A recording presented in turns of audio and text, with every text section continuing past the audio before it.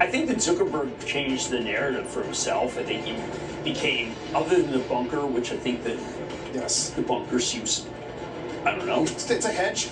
The bunker's a hedge. It's a hedge. The bunker's a hedge. There's 2 boulders in my place in Pennsylvania, and I told my wife, I'm going to put a couple of logs on top of it, and I got my bunker. And she says, no, well, actually, Mark Zuckerberg is a more sophisticated bunker, but he's got his own water supply. Yeah, he has water supply, and I have a water supply.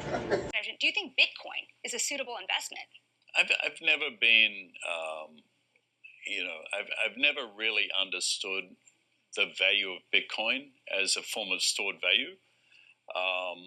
Others have, and others have made a lot of money on it. I joked once, I wish I bought it at $60, and I'm glad I didn't buy it at $60,000. It's clearly speculative.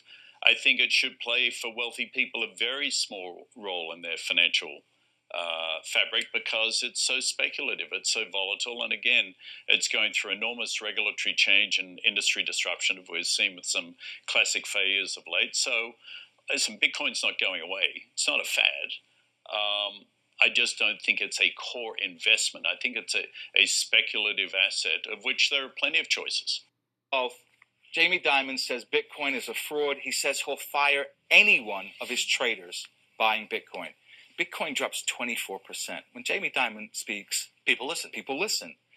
So that weekend, we found out that the largest buyer of a Bitcoin fund that's in Europe that buys physical Bitcoin, right? The largest buyer was Morgan Stanley and JP Morgan. And that's not illegal. He says it's a fraud. It says he'll fire anyone that buys it. Yes. And at the same time, his company is buying. Welcome to the Crypto Teacher. And you know I come back with that video just to make you think. Don't forget to like and subscribe to the channel. And make sure you join the Patrons. If you're not a part of the Patrons, make sure you're hitting the Cash App. And we had Jim Cramer joking about Zuckerberg's bunker. And we know how the mainstream media does. First they joke about it, then all of a sudden it turns serious, and then eventually you'll need one. Especially as we hear the drums are beating. And remember, the Crypto Teacher told you. Now we have James Gorman of Morgan Stanley. Never understood Bitcoin's store of value. Yes, you heard that correct. Remember, guys, when MicroStrategy was down, who came in? Morgan Stanley. And we know Morgan Stanley and JP Morgan was buying up Bitcoin at the same time they're telling you not to. Always remember to follow the money. And remember, the Crypto Teacher told you. And guys, we have Ethereum, the number 2 crypto. And we know the ecosystem is large. NFTs, DeFi, smart contracts. And what's not talked about is that we have JP Morgan hands all over it. But Ethereum and the ecosystem is going to change everything that we do. And guys, we have this spot Bitcoin ETF still getting all the attention. And we know that Bitcoin and crypto is still going to be pumping and dumping. That's not going anywhere. But remember, guys, we follow the Fed, and now we also follow the emerging markets. Remember, the emerging markets are going to let us know when Bitcoin and crypto are going to be ready to take off. Remember, they're leading the 4th Industrial Revolution, and we had the Fed signal they're going to be cutting rates and allow the bond market to price it in. Because, guys, we know they're ready to set up that distraction. The master magicians are going to have the sheep look one way while they run the money in the back door. And remember, the Crypto Teacher told you, because he knows. When it comes to the NWO, it's all planned out. You have a wonderful day. I think the interesting thing this cycle is that Ethereum has now been the number 2 asset for, other than like a brief blip where Ripple passed it for, a few months in 2018, 2019, about 7 years. It's been the number 2 crypto asset, right? And for good reason. It has dominated transaction activity. It's dominated the narratives from NFTs to decentralized finance. And we now are sort of in this position where as Bitcoin, as it typically does at the start of a cycle, as the Bitcoin dominance cycle starts to grow, what would typically happen is those Bitcoin profits would be rotated out into alternative assets, right? Longer tail assets, and Ethereum was typically one of those.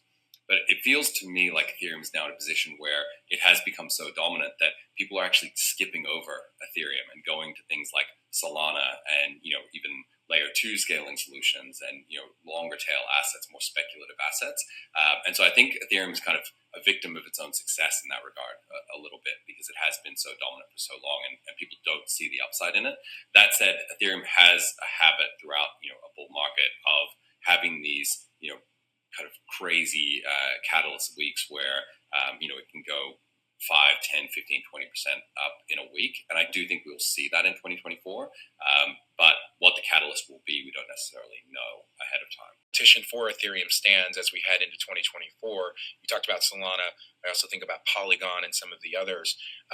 How much trouble will they be for Ethereum? I hate to call it trouble because they're all working towards similar goals. They're all trying to build on their own respective networks. But how much competition will that be for Ethereum as we head into 2024? Or is it still poised to be the solid number 2 compared to Bitcoin?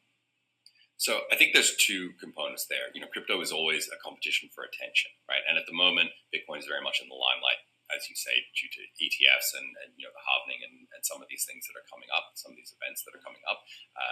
And Ethereum doesn't necessarily have any one catalyst like that. It has been this slow growth, right? What has happened though over the last year is there has been this consolidation around the Ethereum ecosystem in terms of the layer 2 scaling. Right, that Ethereum roadmap of Ethereum mainnet as the data layer and all of these other execution layers in the form of Polygon, Arbitrum, Optimism, etc. We've seen even huge companies like Coinbase using Ethereum and Optimism as their sort of foray into these on-chain transactions, and so that's been a really powerful narrative that we've seen. What has also happened is some of the competing layer 1 networks, the other networks that were taking attention away from Ethereum, have kind of pivoted to come back into the ecosystem and become L2s, right? So Saylor is a great example of that. What that's done, I think, has created a bit of a power vacuum for Solana to be this credible threat. And so I think we will probably see this cycle, Solana get solidified as the number 3 crypto asset, where you'll have Bitcoin, then Ethereum as the dominant smart contract platform, but Solana as this fast follower platform that will likely take a lot of attention and have a lot of activity happening in that ecosystem. Do we have to fade this rally? We could see Bitcoin drop as well. Yes, it's not inconceivable to see that Bitcoin can drop to 37,000. A lot of analysts that look outside the traditional markets and they look at the blockchain activity are arguing that we could see a correction to 37,000, maybe lower. If you ask me, if I look at sort of a revision to the mean, you could even argue that it could go to 27,000. But ultimately, when we're talking about the ETF approval, we're talking about long-term investors who are going to come because they don't want to manage the security of their digital assets. And so at that point, it's a completely different argument. It's inevitably going to go up. So the idea that an ETF is going to either make or break Bitcoin in the next 6 months is a little bit wrong. We need to look at who the ETF is really going to be addressing as a market, rather than investors and traders who thrive on the volatility that we're seeing today. Did a good job that the minutes came in a little bit more hawkish, or we might say a little bit more balanced than people had expected, that it wasn't the type of minutes you would have heard if the Fed was getting ready to cut 6 times this year. And so I think on balance, it was suggesting that the Fed might be a little, if I could use the word, stickier in cutting rates. I mean, it doesn't mean they won't cut rates. It's just it might not be as aggressive as everybody says. To your first question, yeah, I've been arguing for many, many months that I think that the 10-year yield could go to 5.5%. That has not been working for the last few months. But I also see an economy that's doing okay. And I see inflation that might, to use the word again, sticky, around 3%. And so I'm going to stick with that I think that, before 2024 is out and probably towards the middle of the year, we might see new highs in yields and maybe closer to 5.5%. First of all, that PCE at 2% is only on a 6-month annualized basis for core PCE. So there's many measures, and that's the lowest measure you can get. The Fed has made it very clear that there is no close enough. We are going to get it back to 2%. there is 65% of the country that lives paycheck to paycheck, that prices are 20% higher than they were 4 years ago, and that we have to slow dramatically this rise in inflation. And 3% is not, this is not horseshoes or hand grenades. This is 3% is not close enough, that they have to continue to lean on the economy to get it all the way down to 2. Going to a different economy. And we're going to be learning more about that as we go. But clearly, we're learning that things can be done from remote locations. We're learning that technology can replace people even more than we thought. We're not going back to the same economy. We're recovering, but to a different economy, and it'll be one that is more leveraged to technology. And I worry that that is going to make it even more difficult than it was for many workers. In Silicon Valley, and my friends who work in technology know that what we did to the manufacturing workers, we are now going to do to the retail workers, the call center workers, the fast food workers, the truck drivers, and then even bookkeepers, accountants, insurance agents, lawyers, and on through the economy. So what happened to the manufacturing workers is a very clear sign. And so we'll import Chinese-based CBDC technology. So it's going to be CBDC in a box provided to you by the People's Bank of China.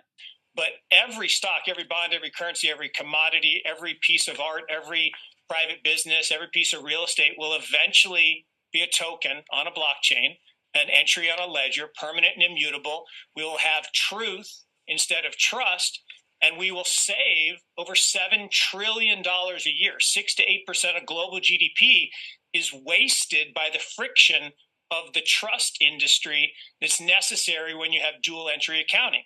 With triple entry accounting, which is what a blockchain is, we get rid of all of that friction. It's a beautiful future. Like what you see in China and their social credit scoring systems, right? If we get identity wrong, it could be a tool to enslave humanity. And if we get it right, it could be a tool to liberate humanity. And as an American, I'm obviously rooting for the one that's on the side of freedom. Bitcoin is an international asset.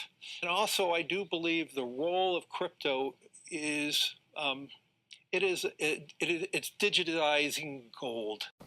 I actually believe this technology is going to be very important.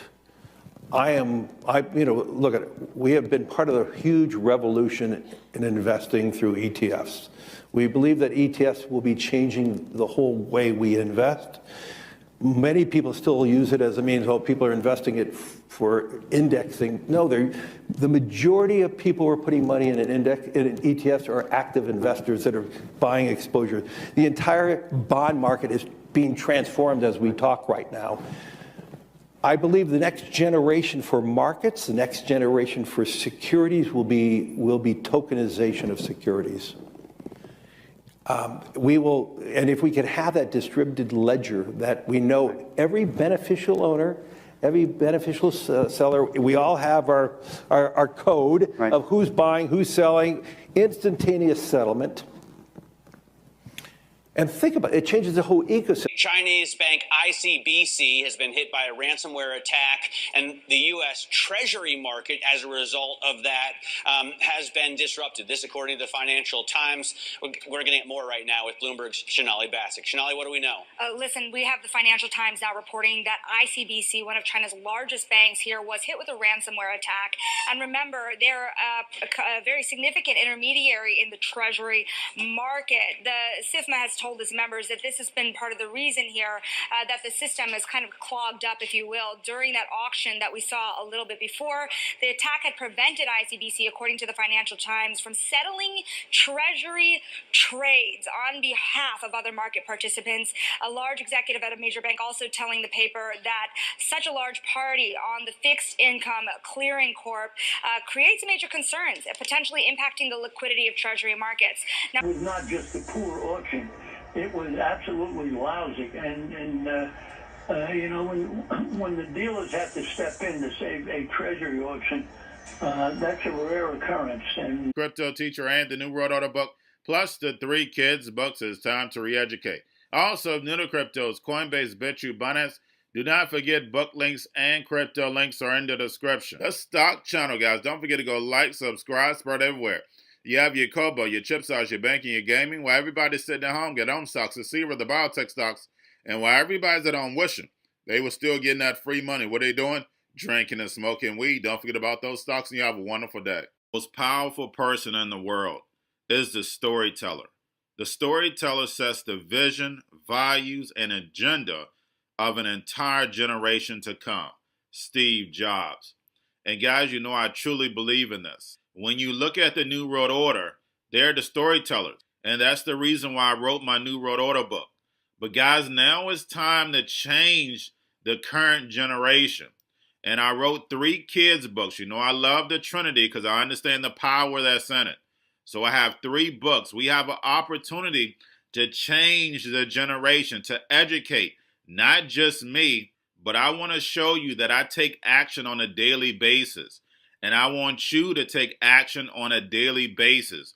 Whether it's your job, whether it's in your community, we have an opportunity right now to educate the masses. I posted this on my Twitter account. Please share, but this is a short clip of the 3 books. There's going to be a clothing line and action figures. Please get these books for your kids, nephews, cousins, friends, so therefore we can start the re-education now.